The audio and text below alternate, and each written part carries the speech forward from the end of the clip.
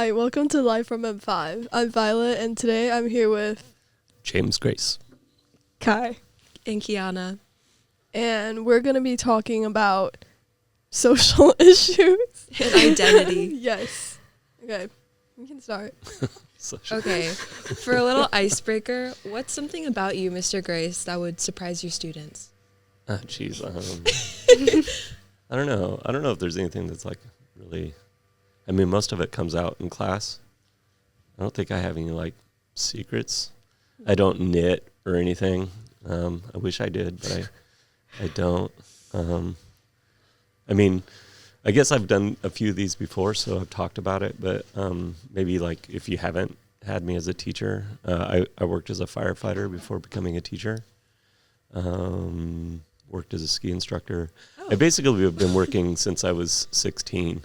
So I don't think I've ever gone more than maybe a couple months being unemployed. So I've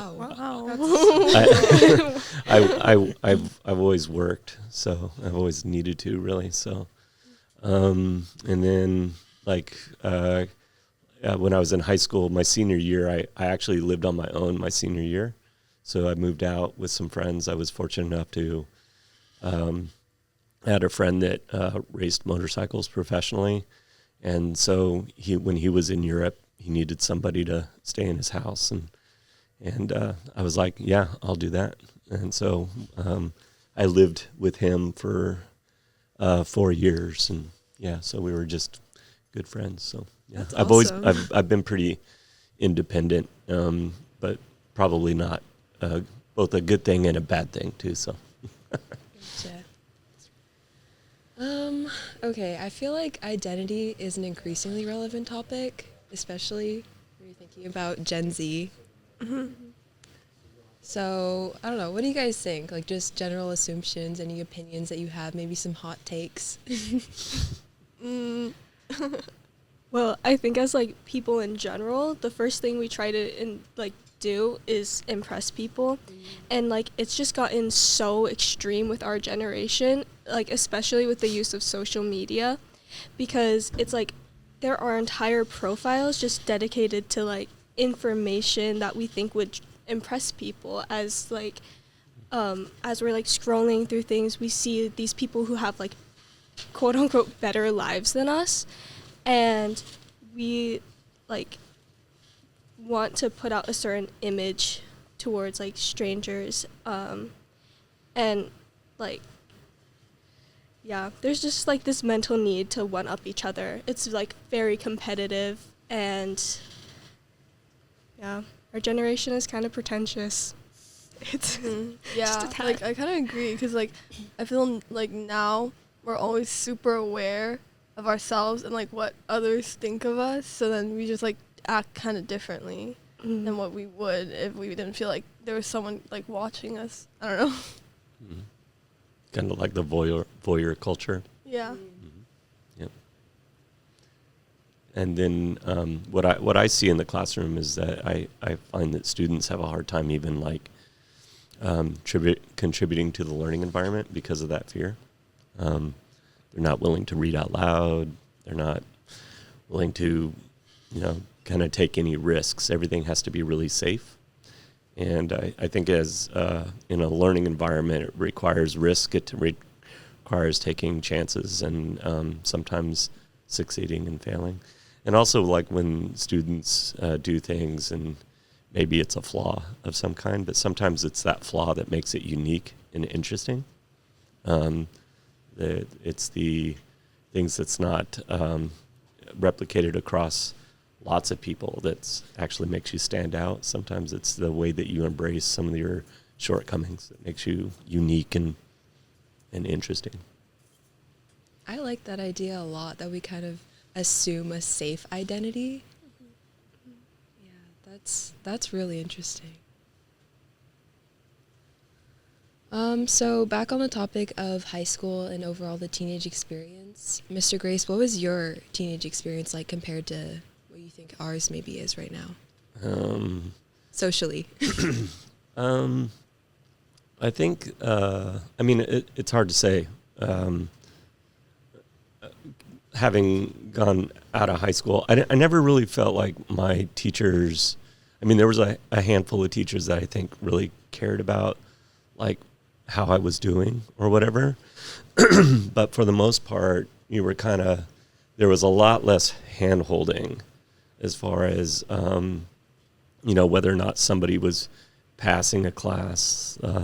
The thought of a retake on an assignment would be foreign to, like, that didn't exist. And I think that there's good things about it, but also I think it's kind of overused a little bit, almost so much to where there's really no reason to even try in the first place, which is kind of what you guys are talking about. But yeah, with anything, it could be abused. Yeah, I don't know. Like, my experience in high school, I mean, I went, and I graduated, and I definitely didn't excel, but it also wasn't a priority to me either.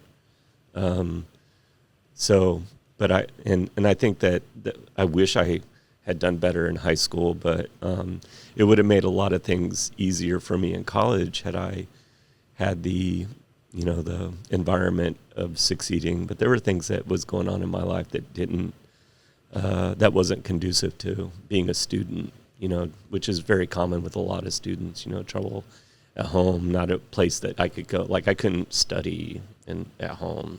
That wasn't something that was, and maybe I could have, but I just never did. So I don't think I really learned how to be a student. And I think that, that there's a little bit more guidance on how to be a student now. I mean, I try to help students know how to study, but whether or not they do it or not, I'm not sure. But yeah, I mean, it was a traditional high school experience. I think the high school experience too is kind of changing too, and I think that culturally that's also having a bit of a problem, because there isn't like a universal experience that we share. So, for example, like, when I talk about going to school with my kids, it's different. We want them to have the same kind of traditional experiences, Friday night football games in the fall, and homecoming and prom and stuff. But I don't know. I'm not involved in that here to know if that's still the same. I think during COVID, it shut it all down. And that cultural aspect, that shared kind of cultural experience that you have with your peers, and also you have with your parents because they went to school too, that is a kind of like a unifying experience. And but then there are some changes that are happening in education that makes it a little bit, it's different. So there isn't that unifying experience. So I don't know what, like, when you talk to your parents about going to school and assessments, let's say, or, are they kind of like what I'm saying, like, what's a retake? And Yeah. and what do you mean you get to use a study guide during a test? What do you guys, I don't know. Yeah, like, I actually moved here from Singapore, Okay. so, like, the concept of the retake just shook me. Like, I was Yeah. like, what is that? You could do that? So Yeah, because in Singapore, don't they shut down, like... if you fail, you just fail. Yeah, Yeah, you just fail, like, yeah. that's how it usually Yeah, is. yeah. Yeah. And also, don't they, there's like a testing You test, month like, or something like that, where they're taking all these high-risk so tests. when you're 12, you take, like, a national exam. And Yeah. then when you're 16, you do it again. And then when Yeah. you're 18, you do another one. Do another one. Yeah, yeah. Yeah. Which is, there's some, you get some pretty good data with Yeah. that, but then it's also probably pretty traumatic too. Yeah. That high stress, having Yeah. young kids deal with that kind of high stress. So, yeah, it's the extremes. I think what surprises my parents the most are the opportunities that we have, especially here in Rockland. All the CTEs and, like, what? We have sports med? Yeah, Yeah. It's incredible. yeah. My parents are they don't really, like, care, because their parents were so invested into, like, their academics and stuff, especially being like, you know, the generation after like World War II and stuff like that. So then they were just like very out of my life, and so like, or like academic life. And so when I like tell them like about all of my classes and how easy they are, they're just like, you're a genius. And I'm like, thank you. But I'm using Open Notes, and I am like, I just show up to class and then take the test and I pass, basically. Like, there's not a lot of like academics that I really have to strive to, and I don't know.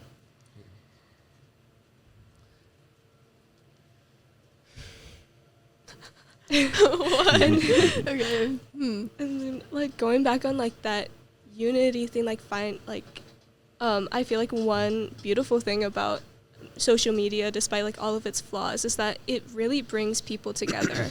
Like, especially after COVID, you saw all of these groups of people coming together and creating their own little communities online, and it was like an essential for when we were all kept inside our houses and like kept from the outside world. It was just refreshing, and like seeing the humanity and seeing that people can still, like, despite our differences, could come together and create something so like welcoming and beautiful.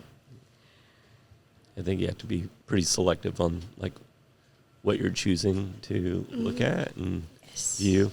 I also think like even when you're, I don't know if there's a term for it, but when you're just like sifting through the videos, the little shorts or Swiping. whatever. Yeah. Is it just swiping? Or? Doom scrolling. Yeah, doom scrolling. Yeah. That you recognize when you've paused on, because it's an algorithm, right? So like you watch like 2 videos in a row of something that's fairly negative, and then next thing you know, you're in a hole of multiple videos. So trying to figure out ways to kind of control that. It's a little sad when you get into those and you're just kind of like blindly, just watching all these videos, because it's a deep hole. It's kind of amazing how much content is out there, and and like all the energy spent to produce this 20-second video, and just multiple.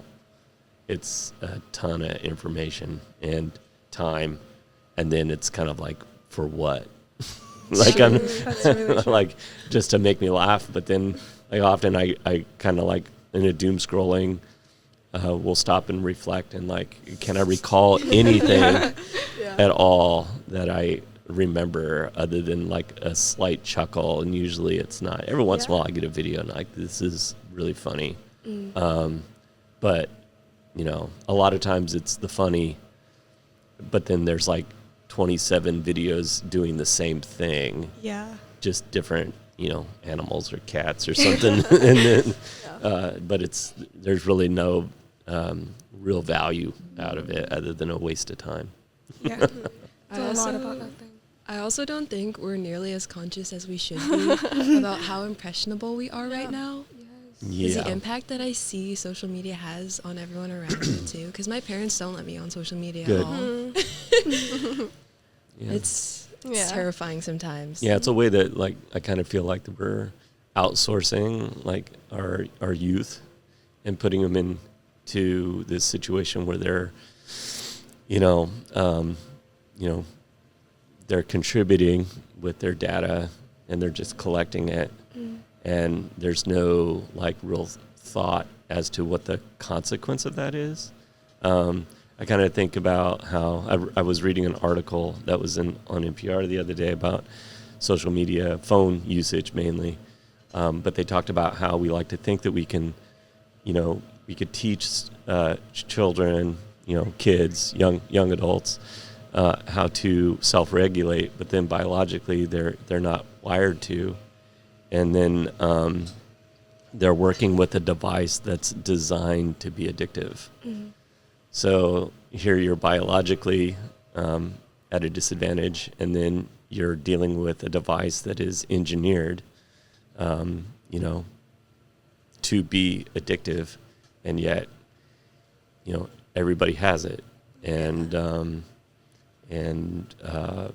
everybody also seems to kind of need it, and parents get into a situation where, like, you know, my son's in 6th grade. I do not want him to have a phone, but then I also know that, like, you know, if we don't have a way he doesn't have any other way to communicate with friends, to even like organize meetups or anything like that. So, you know, we end up finding ourselves caving.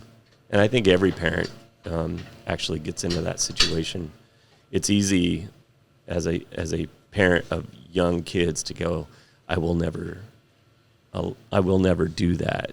But then when you get into that situation where you're trying to help your kid fit in, navigate this kind of crazy world that we're in, how easy it is to be like, okay, well, we just need to monitor it, you know?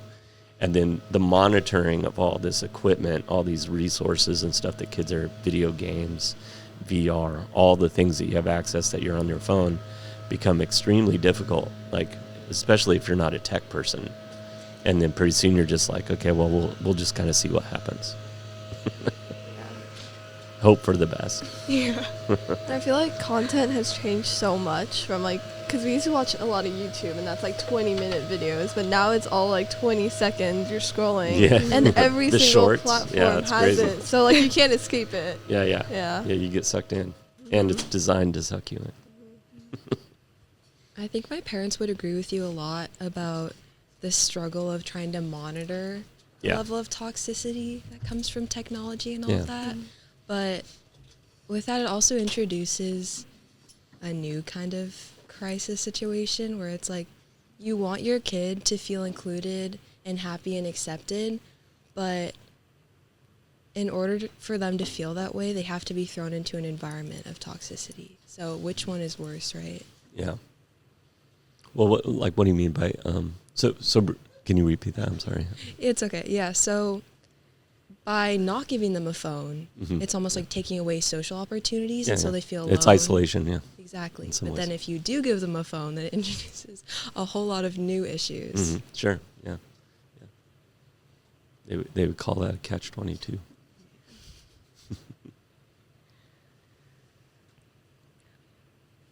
So this is also kind of a big question. I don't know if you prepared for this at Okay. all, but Probably not, because I haven't heard the question. so who or what shaped the most, like, who you are today? You know, I think about that. I mean, there's a lot of people that kind of shaped who I was. I mean, there's different, like, kind of moments in my life. Obviously, my parents had a lot to do with my, you know, the development of me. My mom always worked really hard. My dad was always just a straightforward, honest person. And I got to, you know, kind of witness and watch, like, their struggles and their successes and failures with dealing with those problems. So that was, you know, very formative. I think of climbing shaped me a lot. So I was involved in, like, a really kind of close-knit climbing community. Dave Boger is a gentleman that was an older guy. Now I don't think of him as older because, you know, I was young and I thought he was old, but he was like my age, like right now. And he needed to keep in shape. And so he built a climbing gym. And that climbing gym is basically what kind of opened my eyes to the sport of climbing. And I got to meet lots of different people through that location that I used to hang out. It was a place for me to hang out at night. And it was better than other places that people were at my age at the time hanging out, like drinking and doing other things. This was a safe place for me, and I got outside, got to experience Yosemite a lot. So Yosemite is kind of like a person to me. I always kind of feel like that's where I go home, is when I get to go to the Valley. So Boger, my boss that I worked with for the Forest Service was formative, and then once I moved into this world of education, my colleagues, like the people that I work with here, and the ones that are retiring, that I could reflect on, Nichols and all those people, they were all just really, really important people in my life, especially developing my ability to become a better person and a teacher. Okay. And I'm sure I missed a lot of other people too. Okay, we'll be right back. Okay, so to close this, I'd just like to go back to overall the topic of identity and just say that Gen Z, this might be a hot take, but Gen Z struggles with identity, I feel, more than previous generations, and I think that's how the history books will remember us, as not necessarily a negative thing, because even though we're a little bit confused, I think we are united in being confused. Yeah. And I think we'll figure it out. I think it's kind of a miracle that we've stayed so connected, like as a generation, in our views and our beliefs and the things that we think are important, despite everything else going on in the world. But do you have any words of advice for our generation regarding that? I think I think students are a little bit too hard on themselves. So I would say stop being so hard on yourself as a generation. I don't think people will remember the generation in a negative way, no matter what your generation is. But I think focusing on the positive, focus on growth, and I'm Gen X, right? I'm Gen X, so stop caring so much about what other people think. Do your thing. That's good advice. How does I close it? Thank you for listening. Thank you for listening to our new podcast. It is that deep. And thank you, Mr. Grace, for joining us. All right, problem. Slay.